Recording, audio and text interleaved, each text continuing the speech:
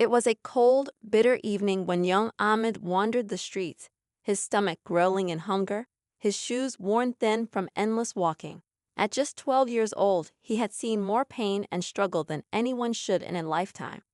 With no family, no home, and no place to turn to, he survived each day by relying on the generosity of strangers or what little kindness the world had left to offer.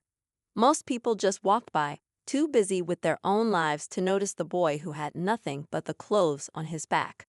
But that night, everything was about to change. As Ahmed made his way through an alley, something caught his eye, a small, weathered envelope sticking out from beneath a pile of old newspapers. Curious, he approached and pulled it out, brushing off the dust. His fingers trembled slightly as he opened it, not knowing that within these pages lay something that would alter the course of his life forever. Inside the envelope were deeds, property deeds, to be exact. As he skimmed through the documents, his eyes widened in disbelief. These weren't just any deeds. These belonged to a millionaire businessman, a name Ahmed recognized from the news. The man had made his fortune in real estate and was known for his lavish lifestyle. He had everything anyone could ever dream of: money, power, fame. But now, somehow, his deeds had ended up in the hands of a homeless child. Ahmed knew that finding something like this could be dangerous. People with money were powerful, and those who had power weren't always kind. But there was no going back. He held the key to something big, something that could change everything for him. It was a risky situation, but the hope of escaping his miserable existence drove him to consider what to do next. Was this his chance at a better life, or was he simply walking into a trap? As he sat there, staring at the papers, a thought crept into his mind. What if the millionaire found out that his deeds were missing? What would he do? Would he send people after him? Or perhaps, just maybe, this could be his way out of the streets. With the deeds in his hands, Ahmed felt a sense of power he'd never known before. He wasn't just a poor, invisible child anymore. He held something valuable, something that could bring him a new life, a life away from hunger, cold, and loneliness. But as his heart raced with the possibility of what this could mean, another thought emerged. What would the millionaire want in return? Surely, he wouldn't just let a child walk away with something this important without asking for something back. The thought of what might be demanded in exchange for his silence was enough to make Ahmed's mind spin. He knew he had no bargaining power, no money, and no standing. But the chance of escaping his grim reality was too tempting to ignore. As night fell and the cold grew even more unbearable, Ahmed made a decision. He would go to the millionaire's mansion. He didn't know exactly what he'd say or how it would all unfold, but one thing was clear: he had to take the chance. This was his only shot at something better. As he walked toward the mansion the next morning, his thoughts raced. What was he going to ask for? He couldn't ask for a fortune. He had nothing to offer. Ahmed hesitated, the weight of the moment pressing down on him. "I found these. These are your deeds. I think you might want them back." The millionaire's eyes flicked to the envelope in Ahmed's hands. For a brief moment, he didn't say anything. Then, in a cold, calculating tone, he spoke again. "And what do you want in return, child? I assume you didn't come here just to return something you found by chance." Ahmed took a deep breath, his mind racing for the right words. This was it, the moment that could change everything. But what would he ask for? What could he ask for? Ahmed stood there, clutching the envelope tightly, feeling the weight of the millionaire's gaze like an invisible hand pressing down on his chest. The silence between them stretched, thick and uncomfortable. His mind raced. He couldn't ask for money. That would be absurd. He had no idea what the millionaire could offer him in exchange, but his circumstances were so dire that even the smallest change could feel like a lifeline. The millionaire's cold expression didn't change as he waited for an answer. Ahmed swallowed hard, trying to steady his nerves. "I don't want money," he finally said, his voice trembling slightly. I want a home. A place to stay. Somewhere safe. I can't go back to the streets. It's too cold, too dangerous." The millionaire's eyes flickered with something, surprise, maybe? It was hard to tell behind the well-masked indifference. But Ahmed caught the brief change. Then, in a voice that lacked any warmth, the millionaire spoke again. You want a home, just like that? You think I'll let you live in my mansion because you brought me some deeds? You're foolish if you think this will be so simple. Ahmed felt a pang of shame, but he couldn't back down. I'm not asking for much, he said, forcing himself to stand tall, despite the quiver in his voice. I just want a chance to live without the fear of going to sleep hungry every night, without worrying if I'll wake up tomorrow. You have everything, sir. I have nothing. I didn't want this life. I just want to be safe. I'm just a kid. The millionaire stared at him for a long moment, his face unreadable. Finally, he let out a deep sigh, stepping back from the doorway. Come inside, he said abruptly. We'll talk, but understand this, life isn't as simple as you think. You may get what you want, but everything has a price. Ahmed hesitated for a moment. Was this truly happening? Was he being invited into the mansion? His instincts screamed that this was too easy, that there was more to the situation than met the eye. But something inside him pushed the doubts aside. He had nothing left to lose. Inside the mansion, everything was far grander than he had ever imagined. The walls were adorned with priceless art, and the floors were made of polished marble that gleamed under the soft lighting. It was the kind of place that seemed so far removed from his reality that it felt like a dream. Yet, every step he took in the lavish hallway felt heavier. The air inside felt thick, filled with a tension he couldn't quite place. The millionaire led him into a large study, its shelves stacked with books on business, finance, and the like. A massive desk sat in the center, papers scattered across it, and a computer that looked more advanced than anything Ahmed had ever seen. The millionaire motioned for him to sit in one of the plush leather chairs across from him. You've asked for a home, the millionaire began, his voice calm now, almost measured. And I suppose you think this place is just waiting for someone like you. But you should understand, I didn't build this empire by giving things away. If you want something from me, you'll need to prove that you're worth it. Ahmed's heart sank. This was not what he had expected. What did he need to prove? He was just a homeless boy, with no skills, no experience, no connections. What could he possibly offer in return? I know you've probably heard stories about how everything in this world is about giving and receiving, the millionaire continued. But the truth is much darker. Life isn't kind. You don't just get handed things because you ask for them. You have to earn them.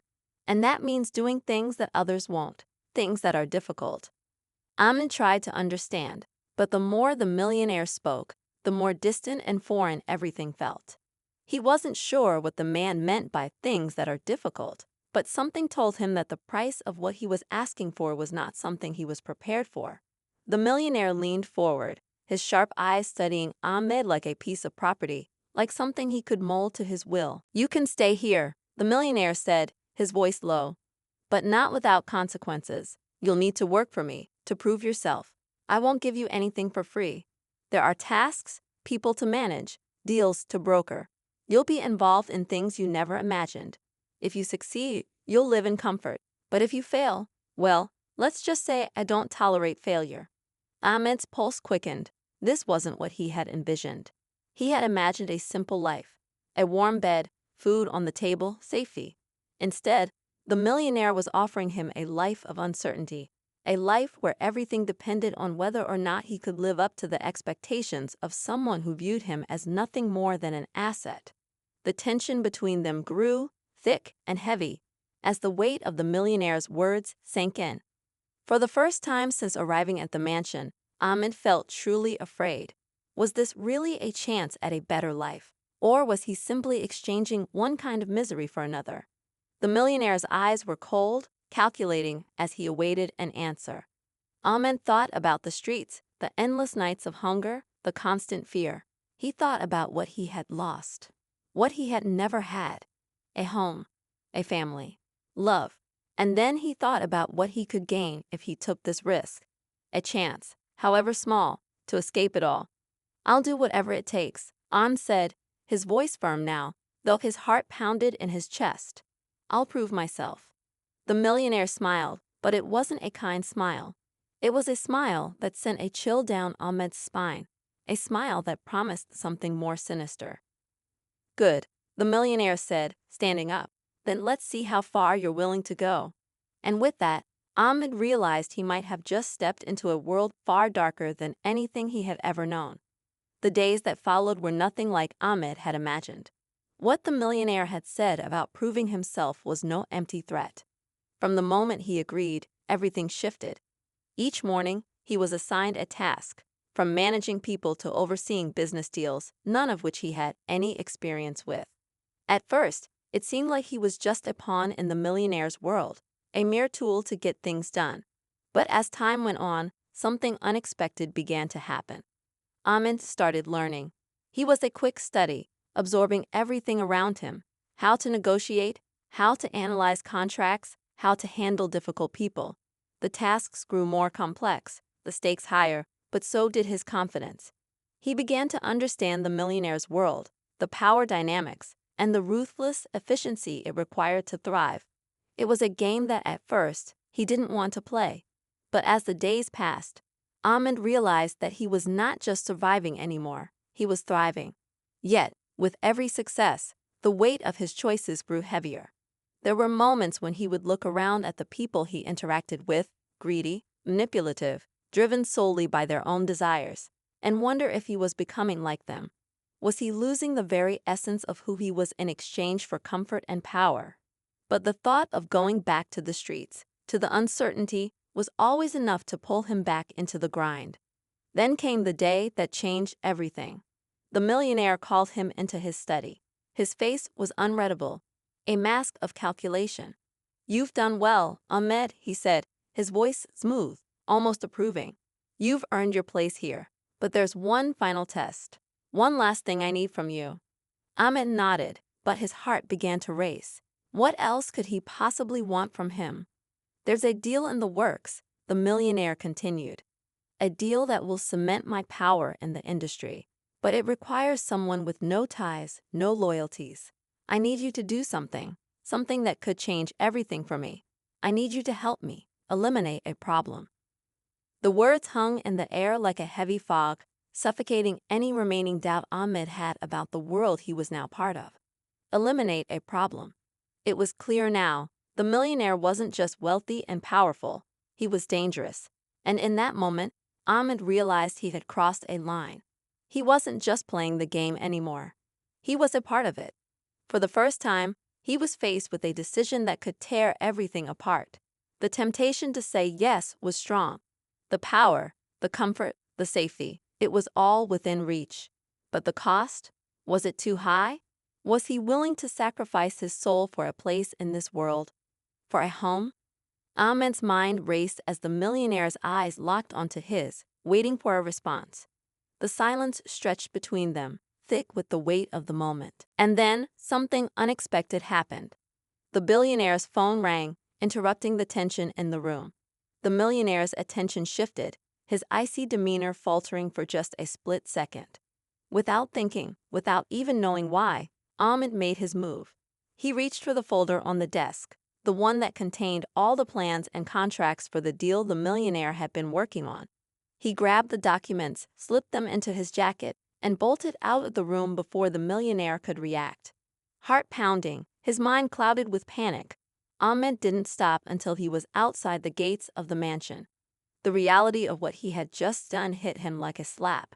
He had stolen from the one person who had given him a chance at something better, something safe. But in doing so, he had also freed himself from the chains that had bound him to this dangerous world.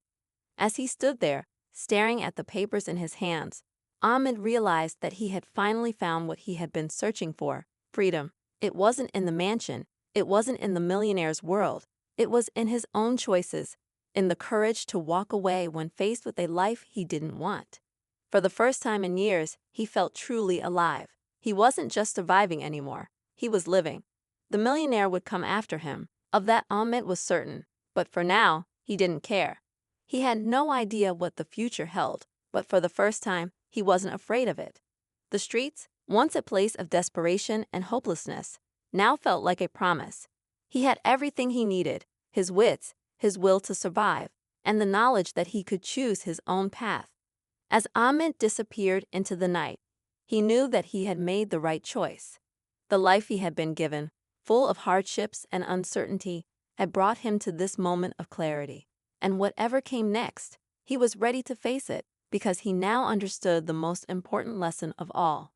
It wasn't what you had, but what you chose to do with what you had that determined who you were.